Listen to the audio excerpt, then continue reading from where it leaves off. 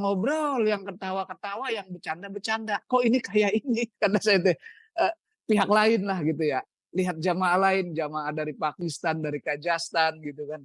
Kok ini bercanda-bercanda gitu kan.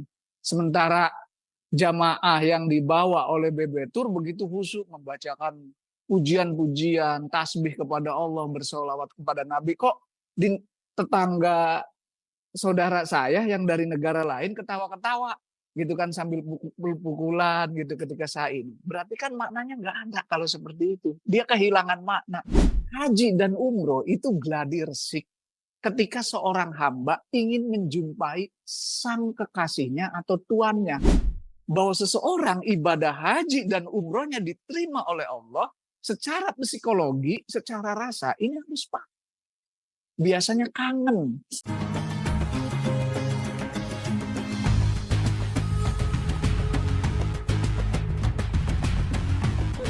Audio Jungle.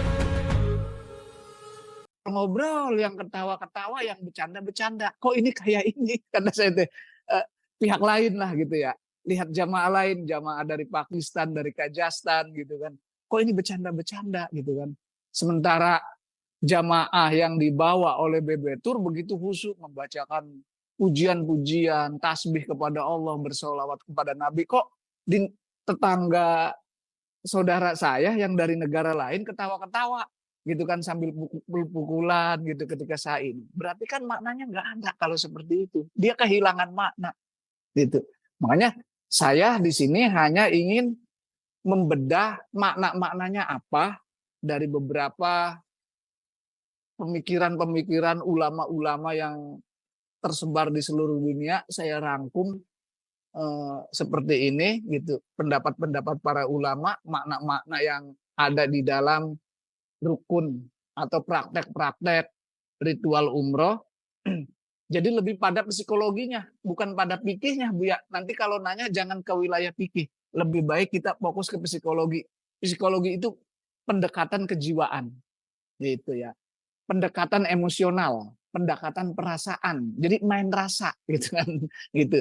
Tidak main fikih. Maksudnya tidak ini hukumnya apa?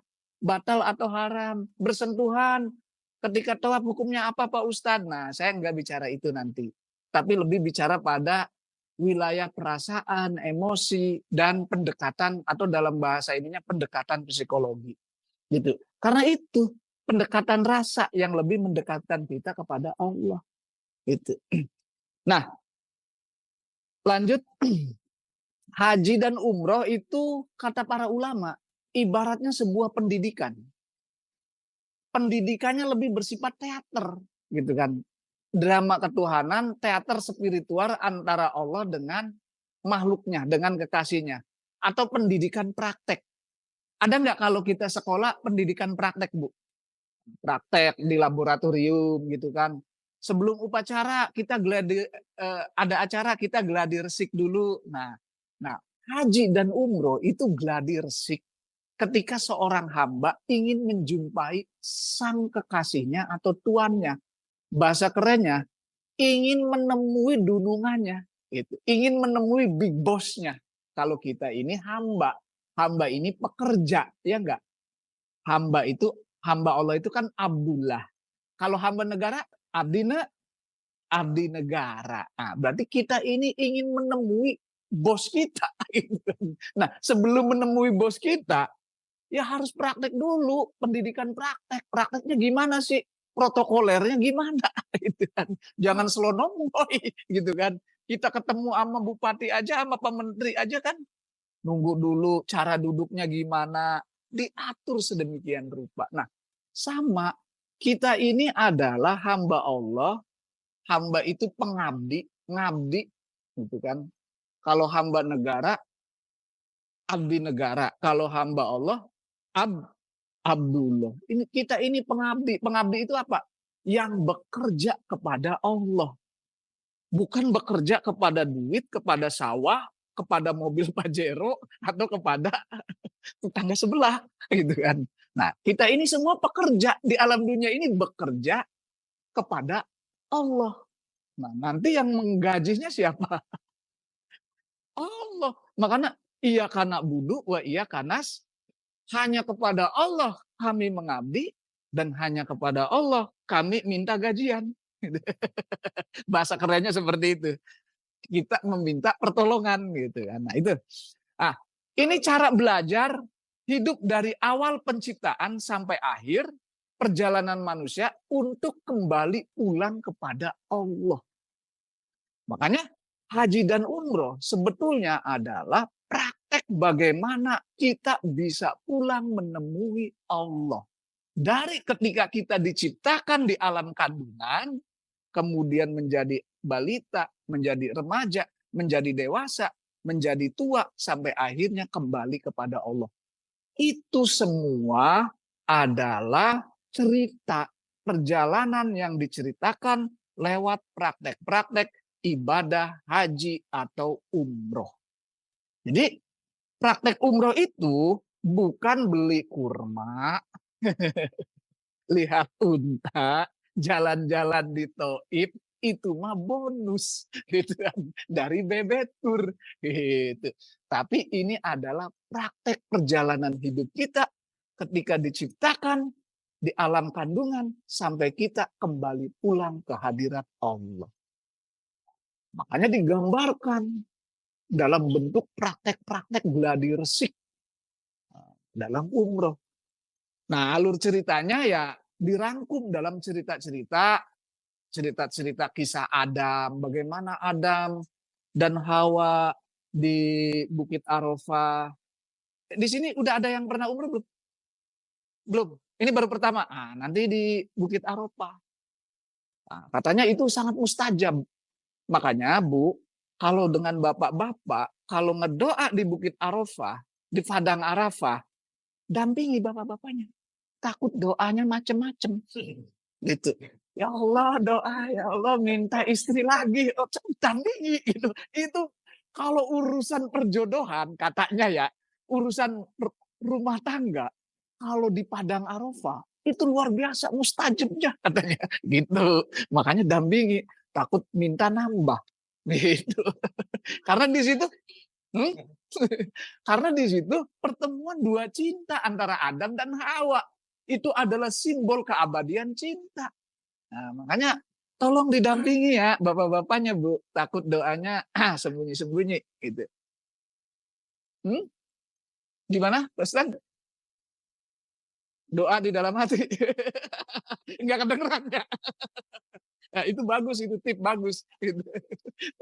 Nah, di situ ada Padang Arafah, ada Tawaf, Sa'i, Tahallul, melempar jamroh, serta kurban. Nah, itu semua adalah teater. Teater perjalanan manusia ketika mencari Tuhannya atau ingin bertemu dengan Tuhan. Nah, itu. Jadi, nah itulah gambaran umumnya bahwa haji atau umroh adalah perjalanan manusia dari mulai alam kandungan sampai dia harus bertemu dengan Tuhannya. Gitu. Kalau bertemu dengan, ibaratnya gini lah, kita ingin bertemu mertua kita di Ciamis. Tahu kan rutenya? Harus pakai tol ini, masuk tol Cipularang, ambil jalur selatan. Kalau ini lewat Nagreg ya. Nah, haji dan umroh pun seperti itu. Kalau ingin menemui Allah, rutenya seperti itu digambarkan oleh praktek-praktek ibadah haji dan umroh. Jadi nggak sembarangan kita ini umroh ini. Jangan dianggap sepele. Kita ini ingin menemui Tuhan kita. Nanti efeknya apa Pak Ustadz kalau udah, kan yang di sana ada Ka'bah doang, ada Ka'bah yang berbentuk kubus. Nanti efeknya apa kalau saya diterima oleh Allah? Nah, ini harus paham bahwa seseorang ibadah haji dan umrohnya diterima oleh Allah secara psikologi, secara rasa, ini harus paham. Biasanya kangen, pengen balik lagi. Nah, kalau orang kangen, ingin balik lagi, berarti dia diperlakukan dengan baik oleh Allah dan makhluk-makhluk Allah di sana. Ibarat kita namu, diperlakukan dengan baik, dilayani dengan baik. Terkenang enggak dengan tuan rumahnya? Terkenang kan Bu ya? Pengen balik lagi enggak Bu? Pengen balik lagi. Beda kalau tuan rumahnya jutek. tah kopi nak, gitu kan. Pakai suku misalkan, tah kopi, terus kacang, tah kacang, bro, gitu kan. Terus gitu diem aja tuan rumahnya. Kira-kira bete nggak? Pengen balik lagi nggak? Nah, maka ketika kita menjalankan umroh, selesai umroh, sampai pulang ke Indonesia, kemudian masih ada rasa kangen, ada sisa-sisa rasa kangen, itu pertanda kita diperlakukan oleh tuan rumah dan para pembantu tuan rumah, makhluk-makhluk Allah yang ada di sekitar itu dengan baik. Itu ciri-cirinya itu. Kalau ingin main rasa, ada rasa kangen pengen balik lagi, Pak. Itu ya. Ya saya sekilas bicara tentang psikologi, tentang kejiwaan. Nah, di sini ada ayat wa id bawa'na li Ibrahim makanal baiti alla tusyrik bi syai'a wa tahhir baiti lit ta'ibin wal qa'imin wa ruk'is sujud. Dan ingatlah ketika kami tempatkan Ibrahim di Baitullah. Janganlah engkau menyekutukan aku dengan apapun. Sucikanlah rumahku bagi orang-orang yang taat dan orang-orang yang beribadah dan orang-orang yang ruku. Sucikan. Nah, maka ketika ayat ini, ketika engkau datang ke rumahku, maka engkau harus suci, harus bersih. Kalau ingin namu ke orang kan, ya pakaiannya harus bagus, gitu. Nah, terus kalau umroh gimana? Suci, harus bagus, harus bersih. Nah, awali dulu pada niatnya, gitu. Awali dulu di niat. Niatnya harus benar-benar suci, harus benar-benar bersih, semata-mata hanya ingin bertemu kepada Tuhanku. Setelah sekian lama, saya capek menjalani kehidupan ini. Saya capek, ya Allah, ngurus keluarga.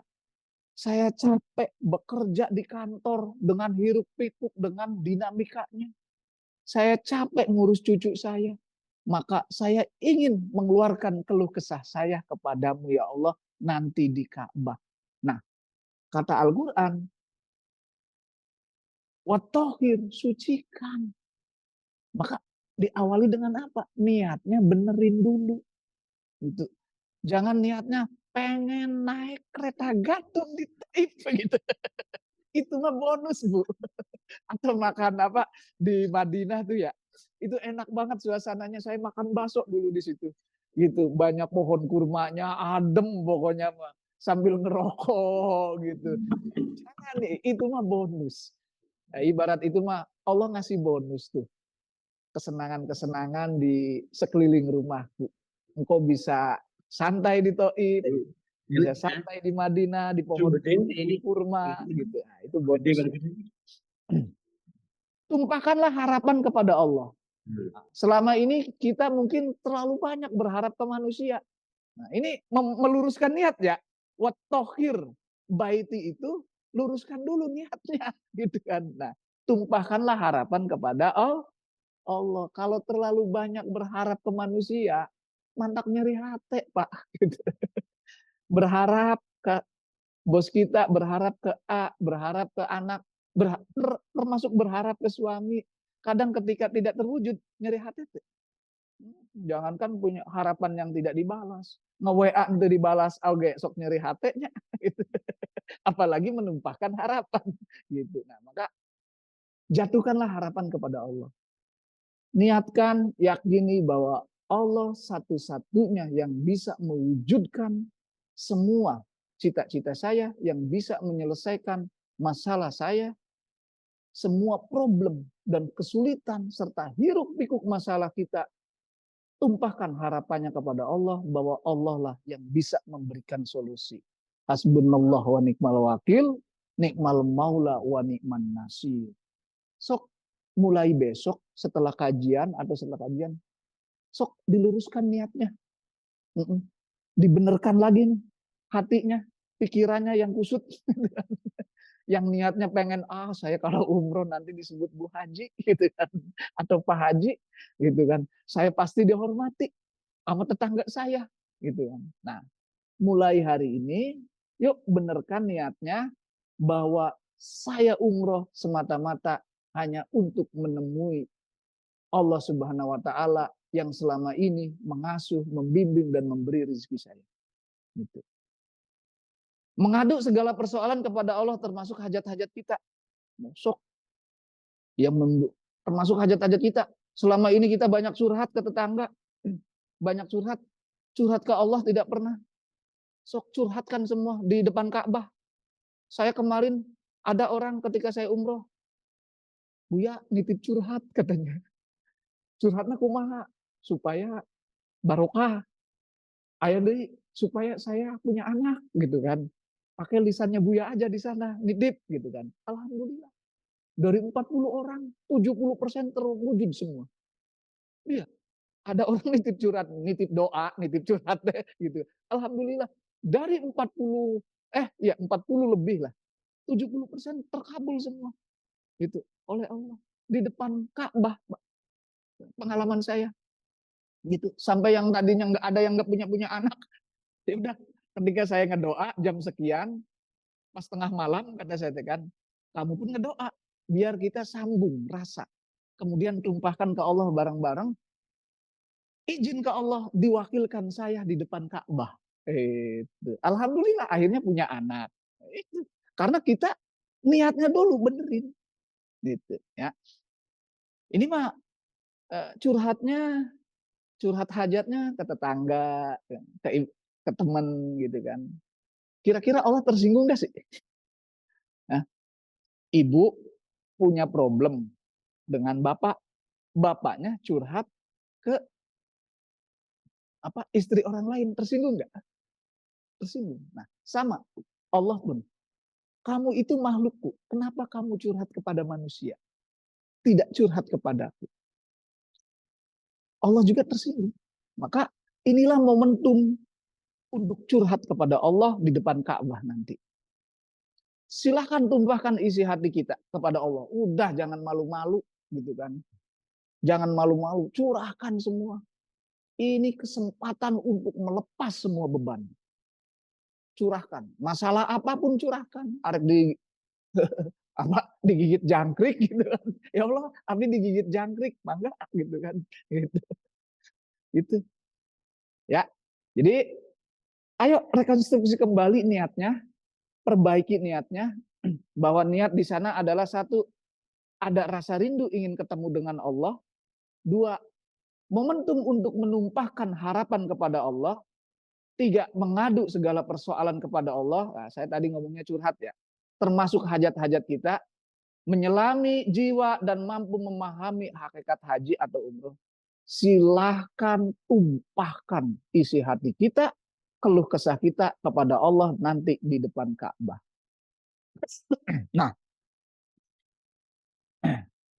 Nah sekarang mikot. Mikot itu biasanya kan sebelum umroh, sebelum pakai pakaian ihram, kita berhenti dulu di mikot. Itu ada 5 tempat ya. Nah di situ sholat sunnah, baru pakai baju atau pakaian ihram. Nah, itu ada masjid nanti di situ. Nah, mikot itu, nah biasanya sholat sunnah di situ. Bisa dimaknai sebagai simbol kuburan. Beberapa ulama menafsirkan ketika kita bermikot dari niat ke tempat mikot, nah mikot itu simbol kuburan. Artinya apa? Kuburkan diri kita yang telah lama. Dulu yang banyak marah, dulu yang sama suami kalau marah gebrak-gebrak meja, gitu kan. Sama anak yang nggak sabaran, gitu kan. Semua perilaku kita, emosi-emosi kita hilangkan. Yang dulu pengen dipuji, yang dulu serakah, gitu kan. Bangkitkan ruhani yang baru. Nah, dikubur itu kan yang lama dibuang, perilaku lama. Tumbuhkan perilaku-perilaku baru yang terpuji. Itu mikot, itu ibarat kuburan. Jadi munculnya kesadaran baru. Kubur semua ras, kita merasa orang paling hebat, kita status sosialnya, kubur semua status sosial, hilangkan. Saya mah kepala dinas, saya mah bu lurah, saya mah bu RT, Pak RT, kubur. Semua jangan ada embel-embel ketika di mikot atau ingin memakai pakaian ihram. Semua hilangkan. Pak Ustadz saya mah artis, gitu kan, gelis gitu kan. tolong ya kalau toat saya harus di depan gitu kan. Hilangkan, pokoknya enggak ada artis di situ, enggak ada Pak Ustadz, enggak ada Pak Kiai, enggak ada Pak Bupati, Bu Bupati. Tidak ada status sosial, tidak ada pangkat, tidak ada jabatan. Semuanya adalah manusia. Ya, ketika kita dilahirkan di alam kandungan, maaf, ketika di alam kandungan, udah punya nama belum? Di alam kandungan? Belum kan? Udah punya pangkat belum? Belum kan? Nah, ketika di mikot, kita ini sebagai seorang bayi yang belum punya nama, belum punya jabatan, belum punya embel-embel status sosial. Kita sebagai makanya wa nafakhtu wa idza sawaituhu wa nafakhtu fihi minar ruhi. Ketika engkau di alam kandungan, usia 4 bulan, wa nafakhtu fihi minar ruhi. Aku tiupkan dari ruhku. Nah, baru jadi manusia. Belum punya jabatan tapinya. Faqaulahu sajidin. Baru semuanya disuruh sujud malaikat dan jin. Nah, maka mikot itu mengubur status kesadaran atau jiwa lama kita untuk kembali kepada jiwa yang baru, jiwa yang bersih. Sama ketika kita di alam kandungan. Ketika usia 4 bulan. Itu. Belum disebut Bu Ustadz, Bu Nani belum. Masih di alam kandungan. Kubur semua persoalan hidup, status sosial, kekayaan, dan karakter-karakter negatif. Kubur, hilangkan semua. Ketika di mikot.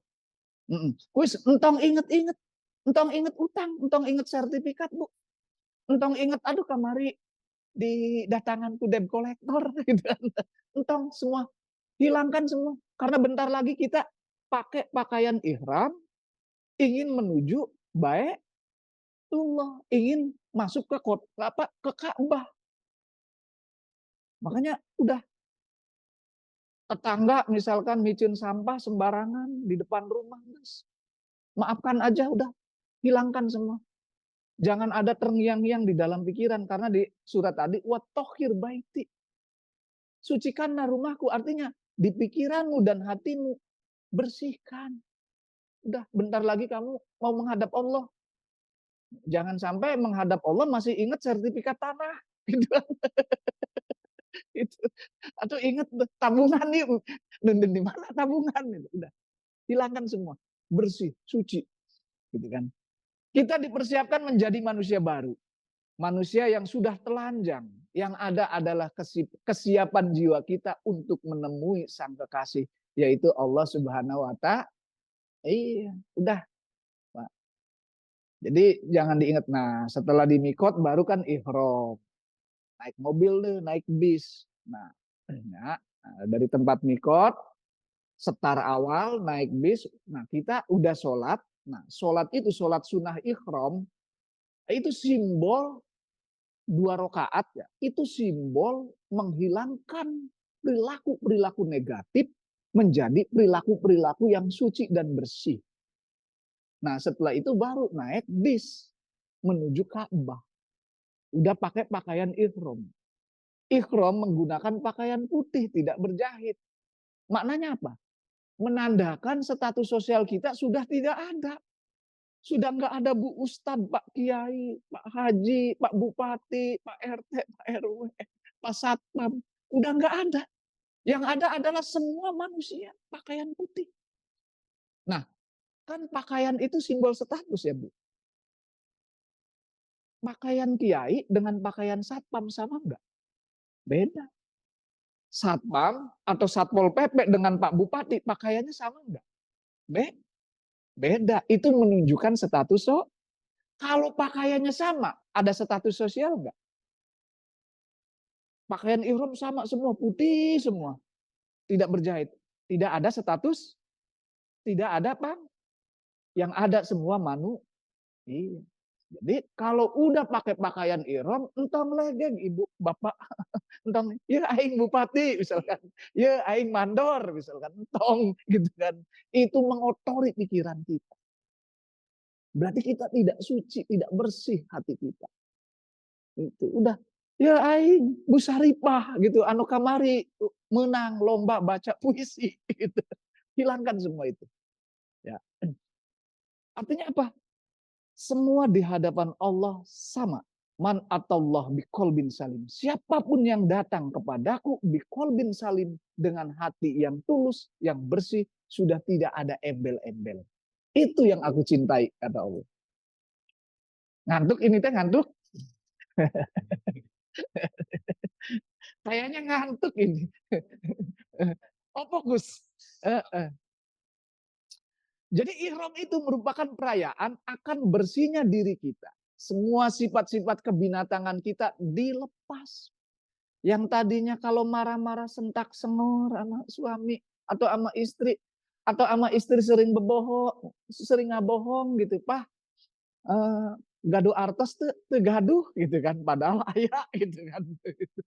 Nanti si ibu nama dipasihana sisa-sisa anak gitu. Nah, tolong sifat-sifat itu mulai kita mesti berkomitmen hilangkan sifat-sifat itu. Yang tadinya kita iri kepada tetangga, tetangga dapat keuntungan, tetangga naik derajatnya, kok kita yang pusing gitu kan. Semua hilangkan. Benci, dendam, gitu kan. Gosip, gitu kan. Kan paling enaknya ngagosipnya ibunya. Ya. Amun ngomongkeun batur teh nikmat itu sih gitu ya, ngagosip. Gitu. Nah, sifat kebinatangan itu sifat binatang semua. Kata Imam Al-Ghazali, nafsul hayawani ya, jiwa-jiwa kebinatangan. Nah, itu hilangkan. Karena sebentar lagi kita akan memasuki area rumah Allah, maka diri kita mesti bersih dan suci. Jangan dandan ketika udah pakai pakaian ihram. Entong menor, entong misalkan alisnya di naon di batik-batik gitu kan. Entong geus tong menor, pokoknya dangdan. Kenapa dangdan? Dangdan itu kan simbol cinta diri. Ya. Jadi kecintaan terhadap diri pun harus dihilangkan. Cinta itu hanya untuk Allah, kata Allah kan. Wahtartuka, katakan. Aku memilihmu semata-mata lihubbani untuk mencintaiku. Gitu kan. Jadi bayangkan, udah sifat kebinatangan hilangkan, status sosial udah hilang, cinta terhadap ego, cinta diri ini ego. Ego-ego kita pun harus dihilangkan. Gitu. Membunuh ego, sifat ingin dipuji, dan ketergantungan kepada manusia. Karena dandan ini kan supaya dapat perhatian dari manusia. Cukup akulah yang memperhatikanmu. Gitu kan. Watahtuka. Gitu. Wastofainaka, aku yang memilih kamu. Udah, kamu udah lepas dari makhluk. Semua fokus terkonsentrasi karena sebentar lagi akan memasuki area Masjidil Haram. Gitu. Artinya apa? Jangan ada lintasan pikiran sedikit pun untuk mengingat makhluk. Fokus, bentar lagi akan memasuki areal yang sangat suci. Gitu. Jangan wangi-wangian. Nah ini, wangi-wangian kan pikiran fokus kepada Allah, maksudnya jangan wangi-wangian itu ya pikirannya fokus kepada Allah, maknanya itu. Tidak ingat kepada apapun dan tidak ingat kepada kesenangan apapun. Sudah tidak ada kesenangan, sudah tidak ada pikiran apapun, yang ada di dalam hatinya hanya Allah dan Allah. Bisa, Bu? Bisa mual ya? Kita komitmen aja, kita niatkan seperti itu. Karena apa? Kalau diawali dengan benar, diawali dengan kebersihan hati, insya Allah doa-doa kita akan terwujud. Iya, betul Bu. Jangan sewenang-wenang, misalkan kerdiuk, ayo disindregan batur gitu kan, jahil teh ya, sindreg telingana gitu kan, atau sirah batur dipoles, poles gitu kan, jangan bercanda gitu kan. Kalau udah pakai pakaian ihram, naik ke bis, udah fokus, banyak berzikir. Nah nanti doa-doa zikirnya ada, nanti ada bukunya, banyak memuji Allah, udah. Pokoknya walaupun dengan istri harus misah duduknya, yang berpasangan, istri di depan, kita di belakang dengan kelompok lelaki, udah apalagi bercumbu rayu gitu kan, apalagi jabrian nge-inbox pemajikan batur komo eta mah gitu. Geus pakaian ihram nge-inbox pemajikan batur gitu. Entong pokoknya singkirkan, tidak mencabut pohon, membunuh binatang, hubungan intim, tidak iseng. Nah, iseng teh maksudnya jahil tadi gitu nya, gitu. Sabuk batur diperosotkeun, celana batur diperosotkeun gitu keur di mobil. Entong aya bercanda-bercanda udah fokus. Ingat kepada Allah. Monopoli, sombong dan keakuan.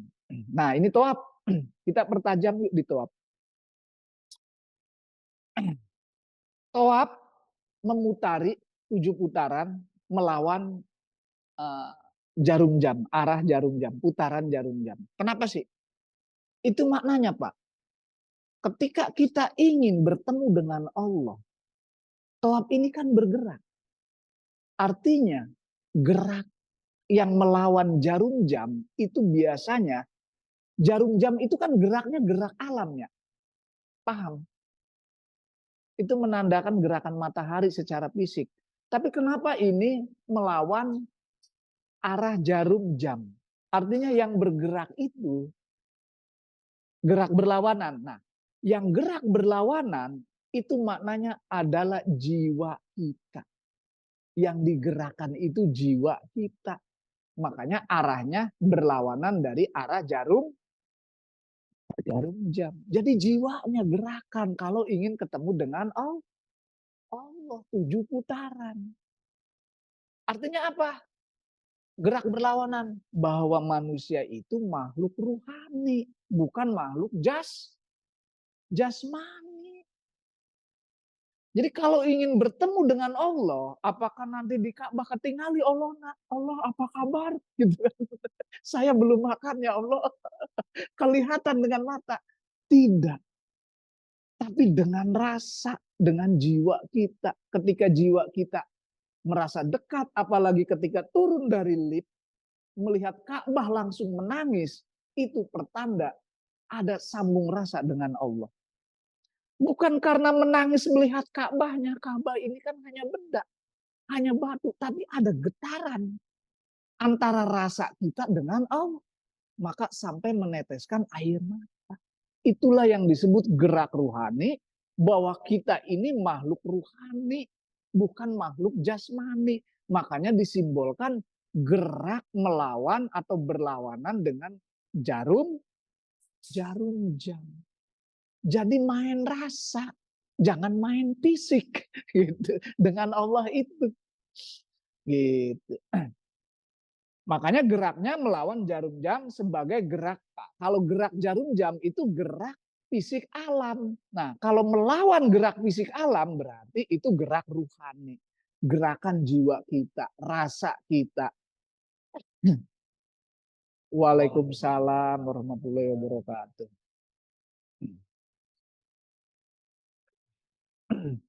Mangga calik. Nah, jadi yang digerakkan itu hati, Bu. Gitu. Jadi kita dengan Allah ini ketika sudah melihat Ka'bah, udah main hati aja. Main rasa, Kang. Jangan nah cenah ieu teh Ka'bah teh beda jeung nu di TV gitu kan. Eta mah main mata, main indra. Tidak seperti itu. Pusing mikiran gitu, malah ngobrol. Pas tuap ngobrol. Nah, ini pengalaman saya ada. Di samping saya ada kakek-kakek gitu kan. Eta cenah, biak naon? Nah, beda jeung di TV. Cek saya teh ieu teh keur toap. Malah nanyakeun beda jeung TV gitu kan. Berarti rasanya enggak dapat. Gitu. Nah, makanya ketika sudah toab melihat Ka'bah kemudian sudah meneteskan air mata, itu pertanda Allah sebagai tuan rumah dan Ka'bah sebagai Baitullah rumahnya Allah sudah menyambut. Ya. Ibaratnya ginilah, seorang ibu yang kehilangan anak berpuluh-puluh tahun, kemudian anaknya pulang sendiri, bahagia nggak Bu? Allah itu lebih bahagia daripada rasanya seorang ibu yang kehilangan anak ketika berpuluh-puluh tahun baru kembali. Bahagia. Maka kebahagiaan itu disimbolkan dengan tetesan air mata ketika melihat Ka'bah. Biasa turun naik Ka'bah langsung banyak yang meneteskan air mata. Nah rombongan abdinya alhamdulillah sadayana cerik gitu kan. Gitu kan. No, itu cerik Bu ketika melihat Ka'bah. Nah, itu kan berarti ada getaran. Getaran rasa antara kita dengan Allah. Nah, gerakannya berporos, terkontrol, konsisten ya ketika tawaf. Nah, nanti bisa ngerasain lah. 7 putaran, gerakannya berporos, terkontrol, konsisten, disiplin, teratur, bergerak satu arah memutari Ka'bah. 7 putaran. Porosnya mana? Ka'bah. Yang bergerak siapa? Kita. Terus bahkan banyak nanti dari berbagai negara. Terus berputar, 7 putaran gitu. Jangan berputar jejak jika main bola. Jus, jangan. Udah kita ikuti aja putarannya. Nah, itulah berporos, teratur, disiplin. Nah, maknanya apa sih? Harus berporos. Jangan keluar dari rotasi Ka'bah. Maknanya. Apakah muter-muter doang? Kadang ada beberapa tetangga jamaah lain dari negara lain ngobrol, ngerumpi gitu kan. Anaknya digandong gitu kan. Digandong bari ngobrol. Sugante ngobrol naonnya, jigana mah ngobrol di imahna gitu. Padahal lagi tawaf coba. Nah, itulah gerak yang tidak berporos. Dia keluar dari poros Ka'bah. Karena ketika dia memutari Ka'bah, dia tidak memuji Allah, malah ngobrolkeun urusan-urusan lain. Kira-kira tersinggung tuh si Gusti Allah. Kur ngariung ya, ibu ngariung. Jeung bapak gitu nya, jeung suami ibu. Bapakna malah fokus WA-an. Ibuna ngobrol we gitu, ngacoblak. Tapi bapakna fokusnya ke WA. Buka-buka WA. Kira-kira bete enggak? Bete. Sama. Ketika sedang memutari tawaf, kita bertawaf, berputar, jangan ada obrolan apapun dengan teman kita. Fokus dengan memuji Allah. Nah, nanti ada putaran pertama, nah di buku itu doanya apa, putaran kedua doanya apa. Udah fokus memuji Allah. Jangan fokus memuji tetangga. Fokus memuji pekerjaan, memuji sawah, memuji mobil. Jangan. Itu bikin bete. Sama halnya ketika kita lagi ngobrol dengan istri kita atau dengan suami kita fokusnya ke HP. Kitanya ngobrol aja. Nah, bete kan? Iya, sama. Maka ketika tawaf, fokus. Fokus yang ada di dalam hati kita dan pikiran kita hanya Allah. Inilah yang disebut gerakan yang berporos, yang terkontrol, konsisten, disiplin, teratur, bergerak satu arah. Artinya apa? Rasa kita, hati kita, pikiran kita fokus hanya kepada Allah. Mengitari Ka'bah. Udah. Nanti baca-bacaannya ada di bimbing ya. Nah sama, itu maknanya jangan-jangan kenapa 7 putaran? Ada para ulama yang mengatakan itu gerak kita selama 7 hari menjalani kehidupan. Pertanyaannya, ketika menjalani kehidupan selama 7 hari, hati kita berporos kepada Allah enggak? Selama 7 hari berporos kepada Allah enggak? Terpaut kepada Allah enggak? Itulah makna tawaf. Jangan-jangan setiap hari hati kita tidak berporos kepada Allah, tidak menggantungkan kepada Allah. Tidak sinkron maksudnya teh. Tidak terkoneksi kepada Allah selama 7 hari. Nah, kalau di sini disimbolkan 7 putar. Jangan-jangan setiap hari terkoneksinya dengan apa Bu?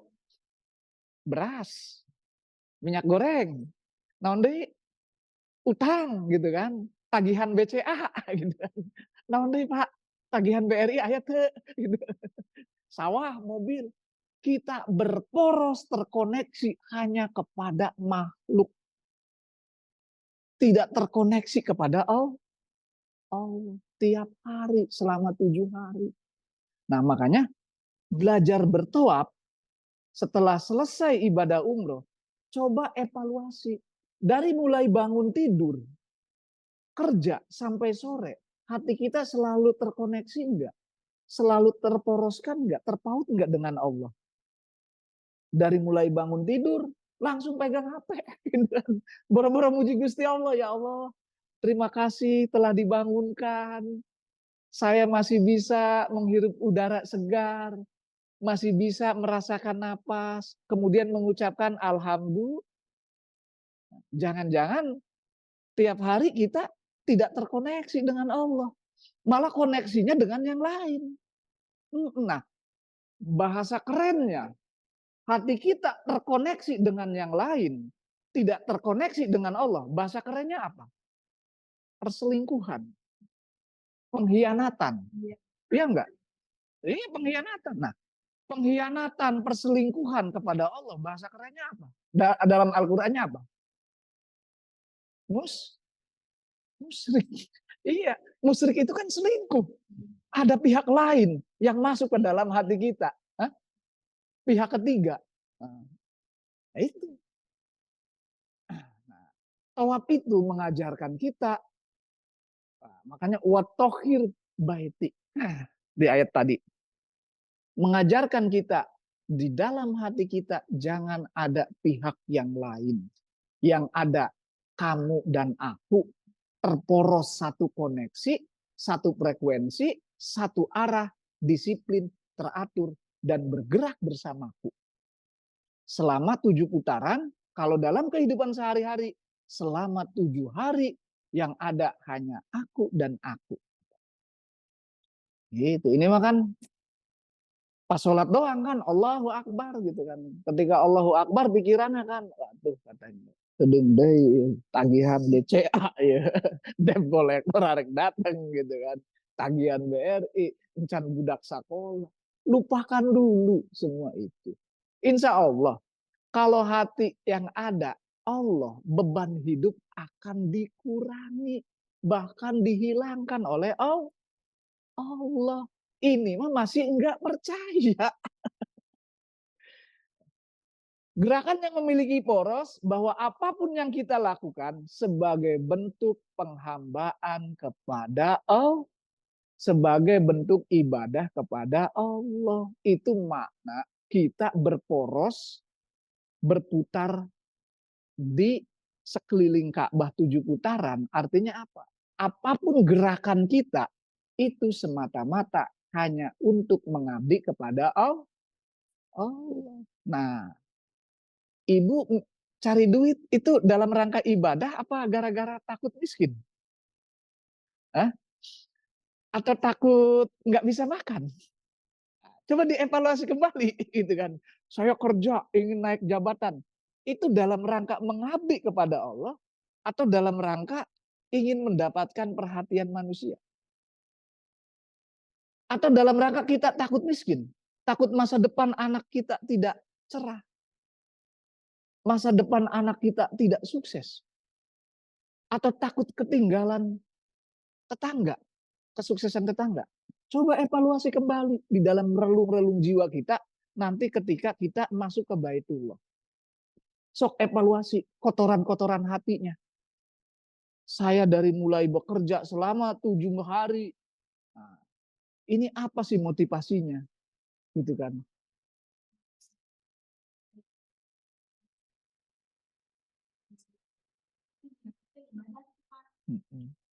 Terus maksudnya badai naros. Nyangke atuh naros mah, ieu mah keur ngisi materi heula. Teu sabarnya.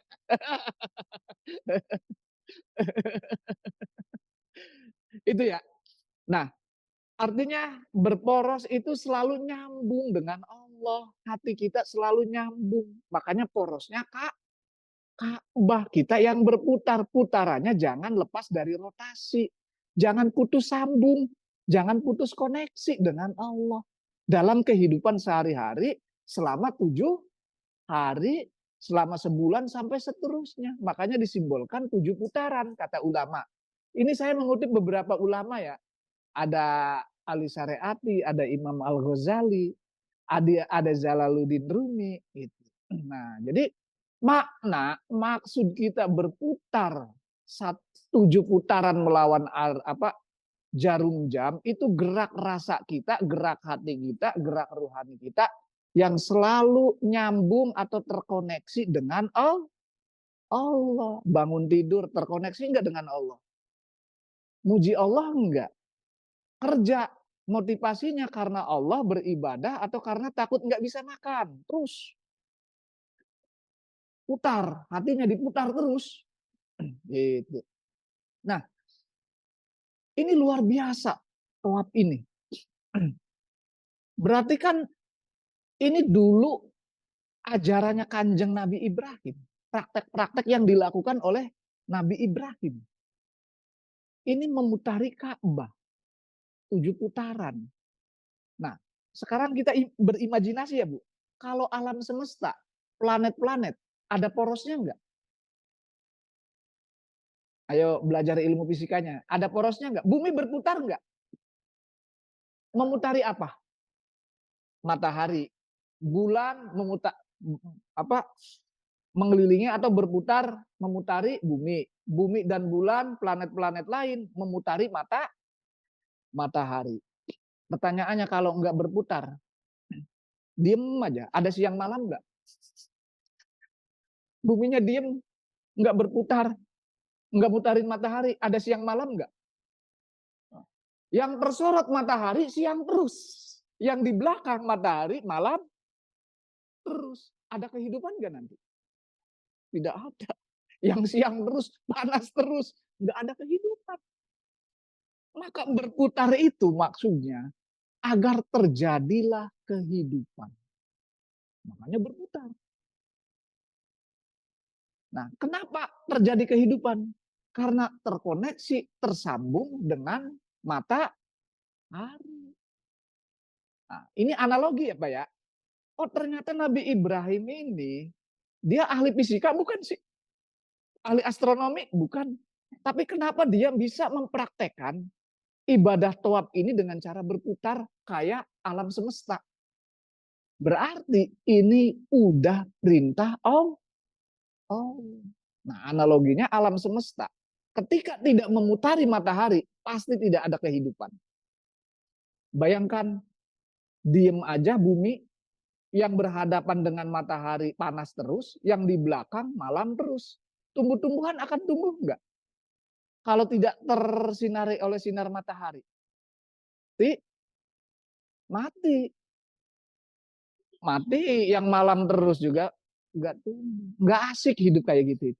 Ya, enggak ada siang malam itu enggak asik gitu. Diem aja kan. Nah, sama. Artinya apa? Ketika kita selalu terkoneksi dengan Allah, hati kita selalu nyambung dengan Allah. Nah, ini simbol toab ya. Artinya apa? Hidup kita akan indah, nyaman, dan bahagia. Bayangkan Bapak terkoneksinya ke utang BCA terus. Pagi koneksi jeung BCA. Ya, tagihan BCA. Sore inget tagihan BCA. Malam inget tagihan BCA.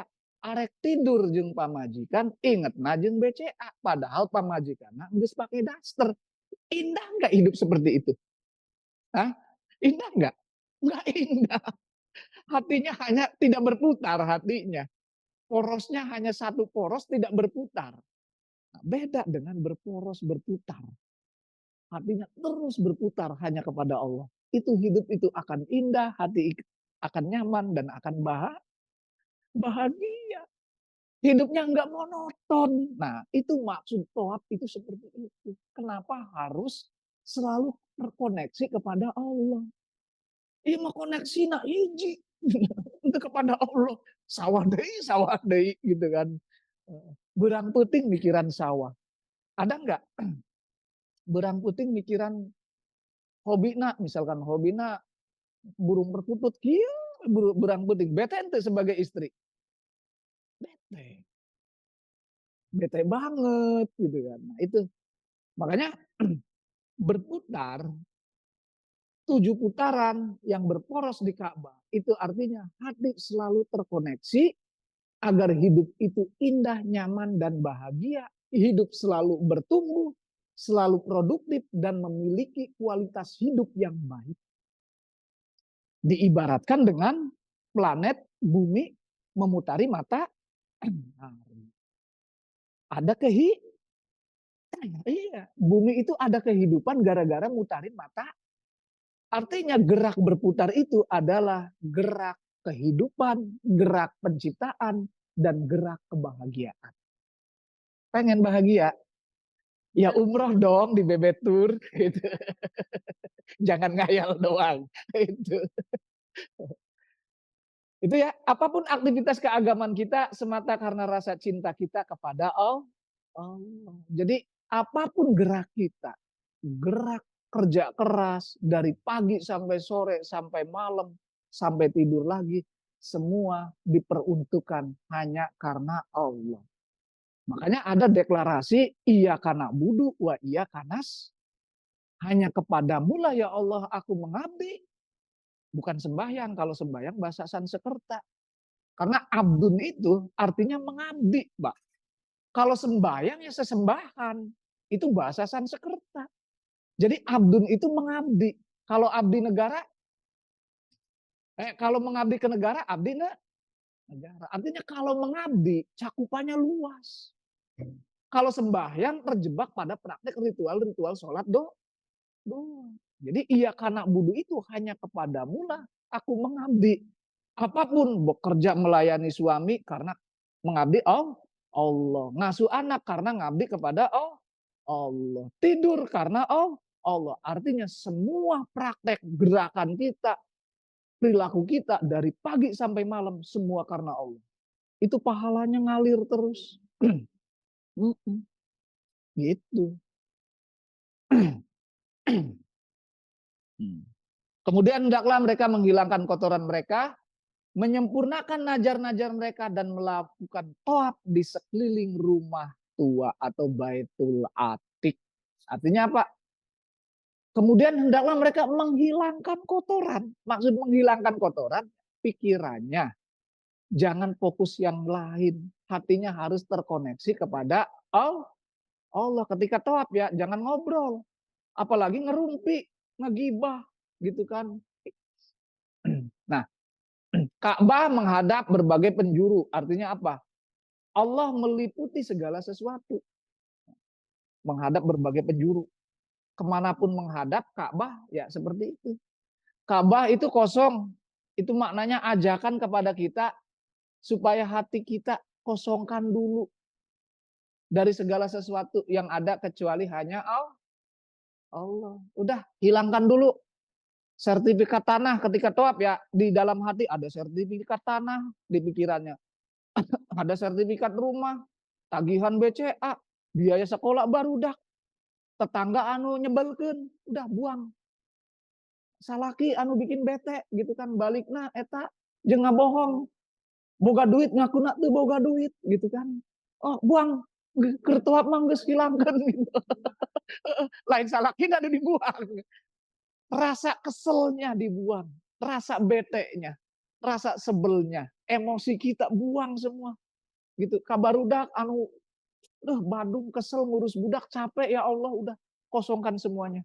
Yang ada hanya Allah. Jangan ada yang lain. Jangan ada terbesit pihak lain ketika kita sudah bertawaf. Melambaikan tangan ke Hajar Aswad atau menciumnya itu maknanya kita melakukan perjanjian kepada Allah. Makanya mengucapkan kalimat ketika berputar berhadapan dengan Hajar Aswad, nah, kita melambaikan tangan, Pak. Nah, bacaannya Allahu Akbar, Bismillahi Allahu Akbar. Maaf tulisannya salah. Bismillahi Allahu Akbar. Nah itu kata beberapa ulama, itu maknanya kita mengingat kembali perjanjian kita kepada Allah. Ketika usia 4 bulan di alam kandungan. Ingat enggak pernah janji apa ke Allah? Ayo. Pokok ya. Coba diingat-ingat. Nah itu. Satu itu bahwa Allah lah satu-satunya Tuhanku. Allah lah satu-satunya majikanku. Allah lah satu-satunya bosku. Pemilik saham satu-satunya. Tidak ada pemilik saham yang lain dalam kehidupanku. Ya, makanya wa nafakhtu fihi minar ruhi. Ketika kamu usia 4 bulan di alam kandungan, aku tiupkan dari ruhku. Nah, setelah ditiupkan dari ruhku, disitulah kita sebagai karena sebelum 4 bulan itu masih daging biasa. Ya enggak? Masih bentuk daging, masih bentuk janin. Tapi ketika 4 bulan, ketika ditiupkan ruhnya oleh Allah, minar ruhi, berarti 4 bulan itu si bayi ini, si janin ini udah disebut atau udah jadi manusia. Nah, ketika udah jadi manusia, disitulah Allah melakukan perjanjian dengan kita. Biasanya dalam beberapa tafsir Quran perjanjiannya itu selalu kita deklarasikan 5 kali atau 5 waktu dalam sehari. Di surat Al-Fatihah. Di ayat mana? Iyyaka na'budu wa iyyaka hanya kepadamu ya Allah aku mengabdi dan hanya kepadamu lah aku memohon pertolongan. Itu yang disebut kontrak monoloyalitas. Kontrak kesetiaan kita kepada Allah. Itu perjanjian pertama kali ketika kita berwujud atau menjadi manusia ketika usia 4 bulan. Maka ketika sudah berjanji melakukan proses perjanjian dengan Allah, baru faqaulahu sajidin. Malaikat, jin, dan para yang lain disuruh sujud kepada manusia. Wa nafakhtu fihi minar ruhi faqaulahu sajidin. Malaikat, malaikat, jin, kabeh ka dieu. Sujud kabeh ka manusia. Karena udah punya kontrak dengan Allah. Kontraknya tadi, kontrak penghambaan. Makanya disimbolkan mencium hajar aswad. Atau melambaikan tangan. Itu adalah mengingat kembali janji setia kita kepada Allah. Kalau nikah mah ayo perjanjian nikah dengan suami kita ketika di KUA. Ada nggak? 4 bulan. Selama 4 bulan tidak ngasih ini gitu kan. Selama ini ada kan Bu? Ingat ente? Coba Ibu ingat ente? Di surat nikah ayat kan perjanjian nikah. Ingat ente? Ada yang ingat atau poho deui? Oh, yang ngomong we poho gitu kan. Tara dibuka-buka deui nya. Surat nikahna dibuka-buka lamun urusan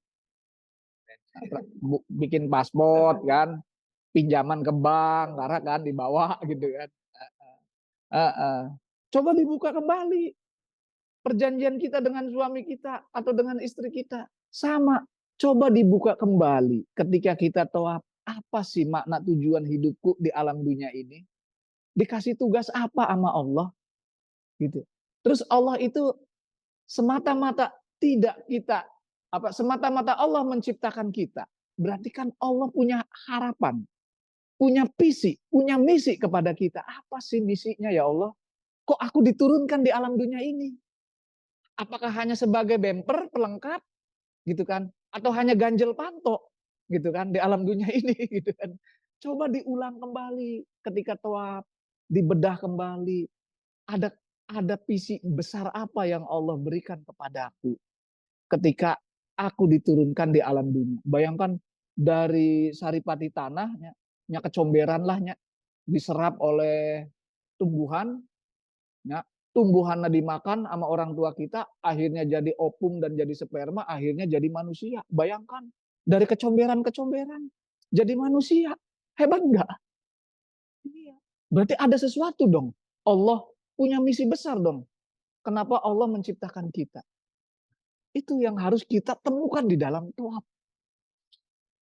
Jadi jauh-jauh cek Gusti Allah teh namu ka dieu. Pas ngobrol hanya ngomongna pohon korma, naik onta cek Gusti Allah teh. Ieu tamu bener tamu gelo cek. Lah itu. Malah ngomongkeun gitu kan, bakso di apa, di kebun kurma di Madinah gitu kan, di dalam toab gitu kan. Tersinggung tuh eta tuan rumah. Nah, maka ketika toab, ayo rasa kita dibuka, hati kita dibuka, dibedah kembali, kemudian berkomitmen kepada Allah ketika mencium Hajar Aswad, ya Allah aku ingin membuka lembaran perjanjian kembali. Atau ketika di depan sholat di Hijr Ismail ya, ya Allah aku ingin membangun komitmen kembali kepadamu. Selama ini mungkin aku banyak meninggalkan dirimu. Hatiku banyak terkoneksi kepada makhluk-makhluk yang lain sampai melupakan. Kini aku beserta keluargaku ingin berkomitmen kepadamu. Apapun yang aku lakukan semata-mata hanya beribadah kepadamu. Baru seneng nggak tuan rumah? Minta apapun dikasih. Itu. Nah, dulu saya ya di depan Ka'bah itu ketika umroh. Kebiasaan saya itu Pak, Bu, itu pada sholat Isya udah nongkrong. Toab dulu, toab. Setelah toab beres baru nongkrong, duduk di depan Ka'bah berapa meter, berzikir, itu sampai pagi. Setelah itu doakan buat diri saya, orang yang mengumrohkan saya, orang-orang yang baik kepada saya, dan orang-orang yang nitip doa kepada saya. Saya doakan semuanya. Itu kebiasaan saya dulu waktu umroh. Bada Isya udah nongkrong sampai subuh. Dan itu tidak lelah, tidak capek, tidak ngantuk. Nggak tahu saya aneh. Pas pulang umroh, harga 15 menit jikiran, ngantuk. Sarede, sarede, hese. Tapi kalau udah di depan Ka'bah dulu, itu nggak ada istilah ngantuk. Dari bada Isya sampai subuh. Bayangin. Badan segar terus. Makanya alhamdulillah orang yang nitipin doa ke saya, ada yang mau minta hamil, 8 tahun gak hamil-hamil Pak Ustadz gitu kan. Ada yang minta ini, minta ini. Alhamdulillah 70% semuanya terkabulkan. Syaratnya tadi ya, bersihkan dulu hatinya, pikirannya bersihkan, fokus, yang ada hanya Allah. Insya Allah doa apapun dikabulkan. Karena senang tuan rumah terhadap tamu-tamu yang bager gitu kan. Untuk cunihin ya mah ya cenah ya hambaku gitu kan. Tidak legeng ini hambaku ini, bener-bener hambaku gitu kan. Kata Allah. Itu paham ya makna dari toab? Ya kalau sekedar minta pajero, minta sawah mah cek Gusti Allah, udah gampang gitu nukar hari itu mah. Yang kayak gitu aja bisa hilang gitu kan. Energi-energi negatif. Apalagi meminta untuk kebaikan keluarga kita, kebaikan anak kita, kebaikan karir pasangan kita, pasti dikabulkan. Jadi yang menggerakkan kita itu cuma dua emosi. Ketakutan dan harapan. Udah itu aja. Apapun yang ibu usahakan, ikhtiar kita dan segigih apapun perjuangan kita, tidak akan pernah menembus dinding takdir. Banyak enggak yang punya duit, duitnya banyak, tapi enggak umroh-umroh, enggak haji-haji? Banyak enggak? Artinya itu belum dipanggil oleh Allah.